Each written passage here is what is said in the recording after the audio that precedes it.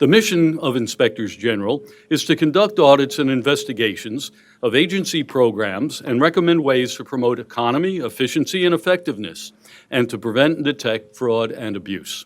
IGs are designated by law to be independent. They report not only to the agency head, but also directly to Congress, with no agency filter or review. In an organization of 100,000 plus Justice Department employees, agents, prosecutors, other officials, that the Inspector General is the one person that the Attorney General can't tell what to do. The legislation is critical. We often at SIGI, as we sit together, point to the legislation, and it guides what we do because we are rule-based, we're law-based, we're fact-based.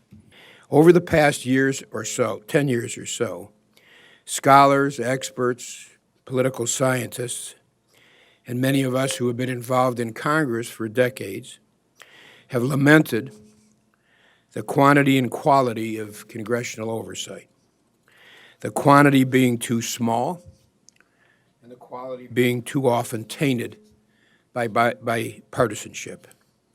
It is in this situation that the work of the IGs is even more critical, as the public searches for the reliable and trustworthy fact finder, the stabilizing force, the ballast in a storm of partisanship. So we really, really need IGs. When we think about the role of inspectors general and congressional oversight, the bottom line is that it's absolutely critical. And because of that, Congress is willing to do whatever we can in a very bipartisan fashion to make sure that IGs are actually able to do their jobs. A couple of the folks who spoke previously alluded to the importance of independence for an inspector general, and that's what I'm going to focus on from the perspective of a House staffer. What do we look for when we're trying to identify whether or not an inspector general is adequately independent? I think we all recognize that the IGs have an extraordinarily difficult task with respect to warding off challenges to their independence. And those challenges, of course, come from a number of different angles. Agency management hopes that the IG will work with them. Partisans in Congress hope that the IG will make findings that align with their points of view. In some cases, the media are extremely interested in the outcome of an IG's investigation. So navigating those competing pressures is difficult, but the effectiveness of any given IG really depends on how successfully they're able to do that. Independence is crucial to an IG's ability to provide objective and uncompromised reviews of their agency. When you talk about statutory independence of the Inspector General,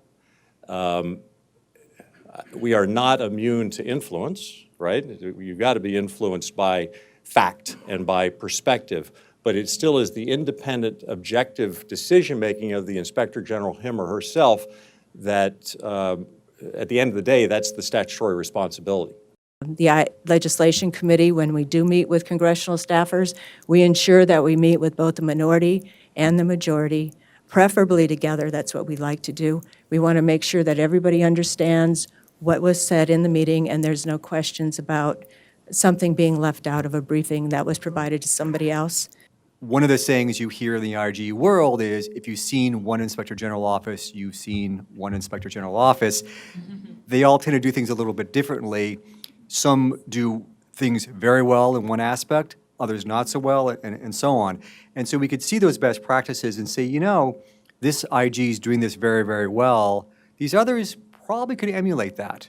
And there's reasons for this. Some of them make sense. Smaller IGs may have more challenges, for example, than larger IGs. Some are just the way things are. But there's a lot of ideas out there. And one of the big issues is focusing on the big issues. POGA would not be one to say that small issues, think of accounting problems, as unimportant. That's our bread and butter in many ways.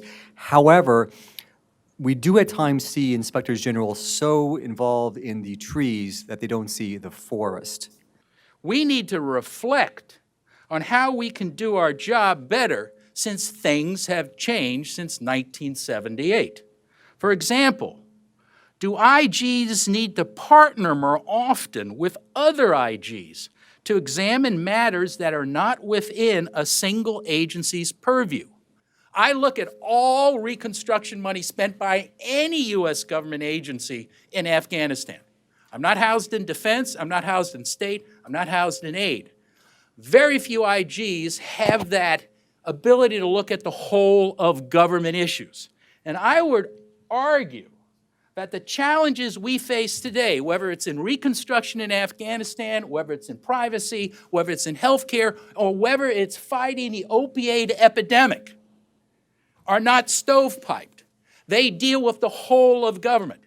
So should IGs be thinking in terms of the whole of government approach? Remember, we're agents of change. We're supposed to fix the government, improve how it works. Do we need to start thinking, not just SIGAR, but other agency IGs on the whole of government approach?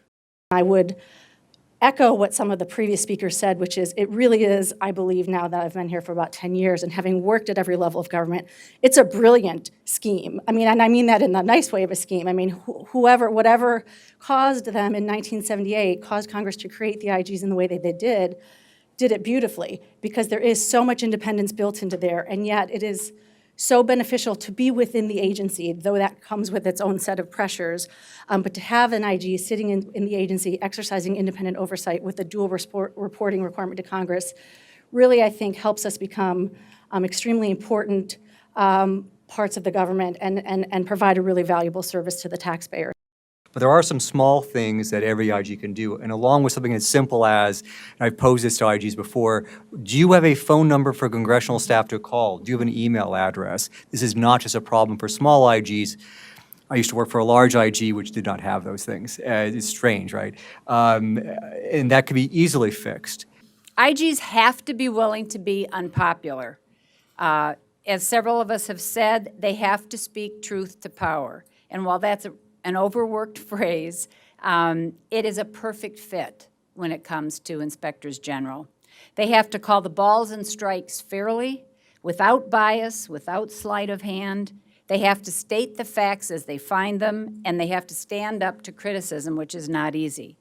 Congress, the agencies, and the American public rely on the inspectors general to do that.